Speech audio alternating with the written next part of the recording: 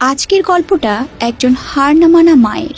কয়েকটা নরপশু মিলে একদিন রাতে মা আর মেয়ে দুজনকেই রেপ করে। মায়ের চোখের সামনেই গ্যাং রেপের কারণে তার মেয়ের করুণ মৃত্যু হয়। তবে সবকিছু কি এত সহজেই শেষ হয়ে যাবে? নিজের মেয়ের ধর্ষণকারীদের জন্য একজন মা এমন মাস্টার প্ল্যান করে যেটা পুলিশ পর্যন্ত ধরতে পারে না। সমাজে অবহেলিত হলেও একটুখানি সাহস সঞ্চার করতে পারলেও তারা যে কতটা ভয়ঙ্কর হতে পারে সেটাই দেখাবো আজকের গল্পে। তো রূপকথার গল্পে আপনাকে স্বাগতম। গল্পের শুরুতেই স্কুলের অ্যানুয়াল ফাংশনে টিয়া তার বান্ধবীদের নিয়ে রামায়ণের উপর প্রেজেন্টেশন সাবমিট করে। তাদের প্রজেক্ট সবার কাছে অনেক ভালো লাগে, তাই সকলেই তাদের ভীষণ প্রশংসা করে, আর তাতে টিয়া অনেক খুশি হয়। দৌড়ে স্টেজের পেছনে গিয়ে তার মাকে জড়িয়ে ধরে।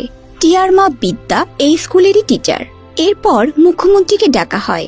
সে যখন স্পিচ দেওয়া শুরু করে তখন দেখে স্কুলের অ্যানুয়াল ফাংশনে তার ছেলেও এসেছে এবং তার বন্ধুদের সাথে মেয়েদের নিয়ে খারাপ মন্তব্য করছে। তারপর মুখ্যমন্ত্রী বিদ্যা আর তার দুই বান্ধবীকে অ্যাওয়ার্ড দেয় তাদের প্রেজেন্টেশন ভালো হওয়ার জন্য। স্কুলে অ্যানুয়াল ফাংশন শেষ হতে অনেক রাত হয়ে যায়। তখন বিদ্যা তার মেয়েকে নিয়ে বাসায় ফিরছে। রাস্তায় প্রচুর জ্যাম। এমন সময় টিয়া তার অ্যাওয়ার্ড পেয়ে ভীষণ খুশি হয়, তাই সে তার মায়ের সাথে অ্যাওয়ার্ড নিয়ে সেলফি তুলতে ব্যস্ত। আর বিদ্যা তার বান্ধবী ঋতুকে কল করে। ঋতু একজন আর্টিস্ট, আর সে তার এক্সিবিশনের জন্য ছবি পেইন্টিং করছে।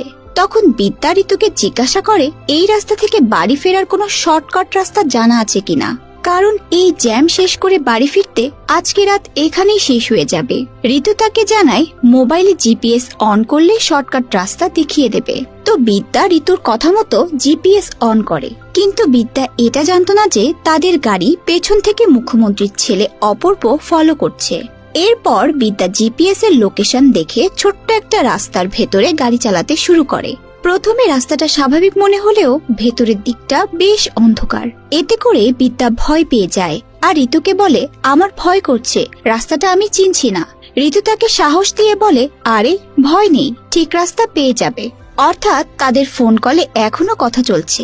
ঠিক তখন অপূর্বের গাড়ি বিদ্যার গাড়িকে পেছন থেকে জোরে ধাক্কা মারে, যার কারণে বিদ্যা গাড়ির ব্যালেন্স হারিয়ে অ্যাক্সিডেন্ট হয়। সেই সময় অপূর্ব তার বন্ধুরা বিদ্যাকে আর তার মেয়েকে গাড়ির ভেতর থেকে বের করে তাদের ফার্ম হাউসে নিয়ে যায়।